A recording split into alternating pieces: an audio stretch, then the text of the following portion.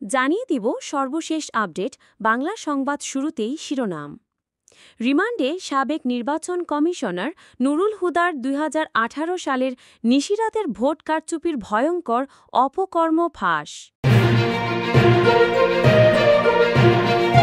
এবং সর্বশেষ জানাব, হাই কমিশনার পদে থেকেই ব্যবসা প্রতিষ্ঠানের কর্ণধার যুক্তরাজ্যে নিযুক্ত বাংলাদেশের সাবেক হাই কমিশনার সাইদা মোনা তাসনিম। এতক্ষণ শুনছিলেন সংবাদ শিরোনাম, এখন থাকছে বিস্তারিত। তিনি ছিলেন দেশের গণতন্ত্র রক্ষার শেষ প্রহরী, একজন প্রধান নির্বাচন কমিশনার যার উপর নির্ভর করে কোটি মানুষের ভোটাধিকার। কিন্তু যখন সেই ব্যক্তি নিজেই হয়ে ওঠেন কারচুপির কেন্দ্রবিন্দু, তখন প্রশ্ন ওঠে, কে রক্ষা করবে গণতন্ত্রকে? বাংলাদেশের ইতিহাসে আরেকটি কলঙ্কজনক অধ্যায়। সাবেক প্রধান নির্বাচন কমিশনারকে জুতার মালা পরিয়ে তুলে দেয়া হল পুলিশের হাতে। এই ঘটনা শুধু একজন ব্যক্তির পতন নয়, এটি একটি ব্যর্থ নির্বাচন ব্যবস্থার প্রতীক হয়ে উঠেছে। ২০১৭ সালে প্রধান নির্বাচন কমিশনার হিসেবে দায়িত্ব নেন KM নুরুল হুদা। তার সময়ে অনুষ্ঠিত হয় সবচেয়ে বিতর্কিত জাতীয় নির্বাচন। ২০১৮ সালের জাতীয় সংসদ নির্বাচন ছিল ইতিহাসের সবচেয়ে বিতর্কিত নির্বাচনগুলোর একটি, যেখানে জনগণের ভোটের আগেই ফলাফল নির্ধারণ হয়ে যায়। ভোটের আগের রাতে গণহারে ব্যালট ভর্তি, বিরোধী প্রার্থীদের এজেন্টদের কেন্দ্র থেকে বের করে দেয়া, ভোট কেন্দ্রে প্রবেশে বাধা, ব্যালট ছিনতাই, একাধিক দল ও আন্তর্জাতিক সংস্থাও প্রশ্ন তোলে তার নিরপেক্ষতা নিয়ে। সবকিছুর কেন্দ্রবিন্দুতে ছিল সেই সময় নির্বাচন কমিশন। তার আমলে দেশে লাখ লাখ মৃত মানুষ ভোটাধিকার ফিরে পেয়েছিল। কাউকেই ভোট দিতে যেতে হতো না। ডিজিটাল বাংলাদেশের রূপকার হাসিনা সাঙ্গপাঙ্গরাই ডিজিটাল পদ্ধতিতে ছাপা মেরে দিত। ইলেকট্রনিক ভোটিং মেশিন, ইভিএম, গণতন্ত্রে আধুনিকতার প্রতীক। কিন্তু যখন সেই ইভিএমই হয়ে ওঠে দুর্নীতির মাধ্যম, তখন প্রশ্ন ওঠে, এর পেছনের কারিগর কে? নুরুল হুদার কমিশনের অধীনে কোটি কোটি টাকার ইভিএম প্রকল্পকে দুর্নীতির জালে ভাসানো হয়েছিল। ২০১৮ সালে নির্বাচন কমিশন ঘোষণা দেয়, বাংলাদেশে ধাপে ধাপে ইভিএম চালু করা হবে। প্রথম ধাপে ১ লক্ষ ইভিএম কেনার জন্য অনুমোদন চাওয়া হয়। মোট বরাদ্দ ৩,৮২৫ কোটি টাকা। প্রকল্প ইভিএম ক্রয় ও ব্যবস্থাপনা। নুরুল হুদাই এই প্রকল্পকে ঘোষণা করেন স্বচ্ছ নির্বাচনের মাইলফলক। কিন্তু প্রকল্প শুরুর পরপরই গণমাধ্যম ও প্রযুক্তিবিদরা দুর্নীতির গন্ধ পান। সীমিত সংখ্যক কোম্পানিকে টেন্ডারে অংশগ্রহণ করতে দেওয়া হয়। সব দরপত্রেই এক ধরনের ষড়যন্ত্র, একই মান এবং প্রায় একই দামে জমা পড়ে। মূল্য ছিল আন্তর্জাতিক বাজারের চেয়ে অতিরিক্ত ৩০-৪০% বেশি। বাংলাদেশে যেসব ইভিএম আনা হয়েছিল তার গুণগত মান ছিল নিচু মানের, কিন্তু দাম ছিল ৩ গুণ বেশি। এমনকি অভিযোগ ওঠে কমিশনের ভেতরে আগে থেকে নির্দিষ্ট কোম্পানিকে কাজ পাইয়ে দেওয়ার গোপন চুক্তি করেছিল। এতে জড়িত ছিলেন হুদা ঘনিষ্ঠ একাধিক কমিশনার, প্রকল্প পরিচালক এবং কিছু প্রযুক্তি উদ্যোক্তা। দুদক সূত্রে জানা যায়, প্রক্রিয়া লঙ্ঘন করে পছন্দের কোম্পানিকে বরাদ্দ দেওয়া হয়েছে, দামে অস্বাভাবিক ফারাক। কমিশনের ভেতরে ঘুষ লেনদেন ও কমিশন বণ্টনের প্রমাণ মিলেছে। প্রতিটি মেশিনে ২০ থেকে ৩০ হাজার টাকা বেশি দেখিয়েই কমিশনের সদস্যরা ভাগ নিয়েছে বলে অভিযোগ। প্রকল্পটি ছিল মূলত কিকব্যাক ভিত্তিক দুর্নীতির মডেল। এখানে প্রযুক্তি ছিল নামমাত্র, মূল উদ্দেশ্য ছিল কমিশনের পকেট ভরানো। ইভিএমের নামে দুর্নীতি, প্রকল্পের নামে লুটপাট, আর দায়িত্বে থাকা একজন কমিশনার যিনি স্বয়ং এই জালিয়াতির মূল হোতা, যাকে জুতার মালা পরিয়ে তুলে দেয়া হয়েছে পুলিশের হাতে। এই ঘটনা শুধু একজন ব্যক্তির পতন নয়, এটি একটি ব্যর্থ নির্বাচন ব্যবস্থার প্রতীক হয়ে উঠেছে। একটি রাতেই যখন কোটি ভোট নষ্ট হয়ে যায়, তখন শুধুমাত্র একজন কমিশনার নয়, পুরো জাতি তার মূল্য। কমিশনের হুদা দায়িত্বে থাকাকালে কোটি টাকার সরকারি বরাদ্দ কোথায় ব্যয় হয়েছে তার স্বচ্ছ ব্যাখ্যা আজও নেই।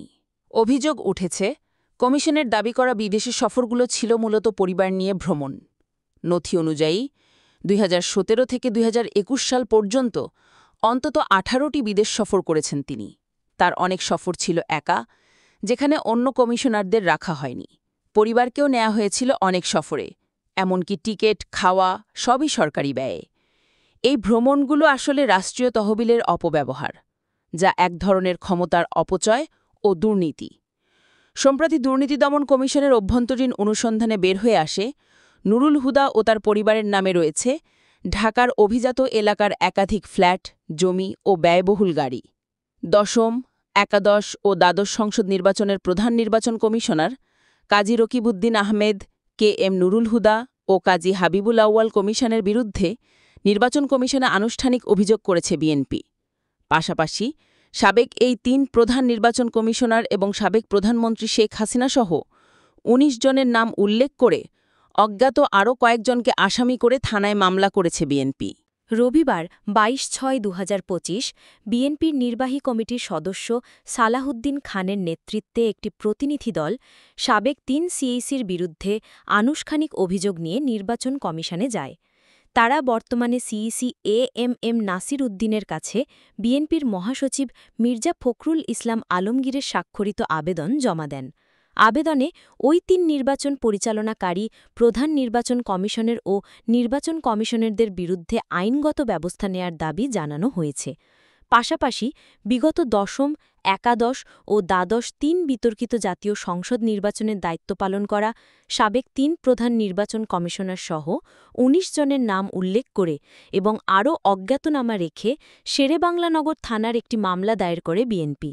এ বিষয়ে সালাউদ্দিন খান বলেন, বিতর্কিত এই ৩ নির্বাচনকে ঘিরে বারবার অভিযোগ করার পরেও তৎকালীন সিইসি ও সংশ্লিষ্টরা কোনো ধরনের পদক্ষেপ নেয়নি। আমরা আশা করি বর্তমান নির্বাচন কমিশন এ বিষয়ে তাদের বিরুদ্ধে তদন্ত করে ব্যবস্থা নেবে। আমরা বিএনপির মহাসচিবের এই সংক্রান্ত চিঠি জমা দিয়েছি। যেহেতু নির্বাচন ভবন আগারগাঁও এলাকায়, সেজন্য অভিযুক্তদের বিরুদ্ধে শেরেবাংলানগর থানায় মামলা করা হয়েছে বলেও জানান বিএনপির নির্বাহী কমিটির এই সদস্য। শেরেবাংলা নগর থানার ওসি ইমাউল হক জানায়, বিএনপির একটি প্রতিনিধি দল থানায় এসে দশম, একাদশ ও দ্বাদশ সংসদ নির্বাচন সংশ্লিষ্টদের বিরুদ্ধে মামলা করে। এতে ৩ সাবেক প্রধান নির্বাচন কমিশনারদের পাশাপাশি সাবেক প্রধানমন্ত্রী শেখ হাসিনাসহ ১৯ জন এবং অজ্ঞাত আরও কয়েকজনকে আসামি করা হয়েছে। জানা যায়, ২০১৪ সালের ৫ জানুয়ারি দশম নির্বাচনে ৩০০ আসনের মধ্যে ১৫৩টিতে আওয়ামী লীগের প্রার্থীরা বিনা প্রতিদ্বন্দ্বিতায় সংসদ সদস্য হয়ে যান। সেই সংসদকে বিনা ভোটে সংসদ আখ্যা দেয় ভোট বর্জনকারী বিএনপি। কাজী রকিবউদ্দিন আহমেদের নেতৃত্বাধীন এই কমিশনে ৪ নির্বাচন কমিশনার ছিলেন সাবেক অতিরিক্ত সচিব মোহাম্মদ আবু হাফিজ, সাবেক যুগ্ম সচিব মোহাম্মদ আব্দুল মোবারক, অবসরপ্রাপ্ত ব্রিগেডিয়ার জেনারেল মোহাম্মদ জাবেদ আলী এবং অবসরপ্রাপ্ত জেলা দায়রা জজ মোহাম্মদ শাহনেওয়াজ। ২০১৮ সালের ৩০ ডিসেম্বর একাদশ জাতীয় নির্বাচনে বিএনপি অংশ নিলেও ব্যাপক কারচুপির অভিযোগ ওঠে। অধিকাংশ ভোট আগের রাতে হয়ে যাওয়ায় অভিযোগের মধ্যে বিরোধীদের মাত্র ৭টি আসনে জয় পায়। সেই নির্বাচনের নাম হয় রাতের vote. K M Nurul Huda নেতৃত্বাধীন এই কমিশনের অপর সদস্যরা ছিলেন সাবেক সচিব রফিকুল ইসলাম, সাবেক অতিরিক্ত সচিব মাহবুব তালুকদার, অবসরপ্রাপ্ত জেলা জজ কবির খানম, অবসরপ্রাপ্ত ব্রিগেডিয়ার জেনারেল শাহাদাত হোসেন চৌধুরী। ২০২৪ সালের ৭ জানুয়ারিতে বিএনপি ও সমমনাদের বর্জনের মধ্য দিয়ে দ্বাদশ জাতীয় নির্বাচন অনুষ্ঠিত হয়। ওই নির্বাচনকে অংশগ্রহণমূলক দেখাতে শরিক ও বিরোধী দল জাতীয় পার্টির জন্য আসন ছেড়ে দেয় আওয়ামী লীগ। আর নির্বাচনে প্রতিদ্বন্দ্বিতা হয় ক্ষমতাসীন দলের প্রার্থীদের সঙ্গে দলের স্বতন্ত্র প্রার্থীদের ডামি প্রার্থী হিসেবে অভিহিত করা হয়। ফলে এই নির্বাচনের নাম হয় ডামি নির্বাচন। কাজী হাবিবুল আউয়াল নেতৃত্বাধীন এই কমিশনের আরও ৪ নির্বাচন কমিশনার ছিলেন অবসরপ্রাপ্ত সিনিয়র সচিব মোহাম্মদ আলমগীর ও আনিসুর রহমান, অবসরপ্রাপ্ত জেলা ও দায়রা জজ রাশেদা সুলতানা, অবসরপ্রাপ্ত ব্রিগেডিয়ার জেনারেল আহসান হাবিব খান। সবশেষ গত ১৬ জুন জাতীয় ঐকমত্য কমিশনের এক বৈঠকে আলোচনা শেষে সরকার প্রধানের দফতরের এক সংবাদ বিজ্ঞপ্তিতে জানানো হয়, বিগত আওয়ামী লীগ সরকারের অধীনে হওয়া বিতর্কিত ৩ জাতীয় সংসদ নির্বাচন আয়োজনে জড়িত সাবেক প্রধান নির্বাচন কমিশনার এবং নির্বাচন কমিশনের সচিবালয়ের সচিবদের ভূমিকা তদন্তে অবিলম্বে একটি কমিটি গঠনের নির্দেশ দেন প্রধান উপদেষ্টা মোহাম্মদ ইউনূস।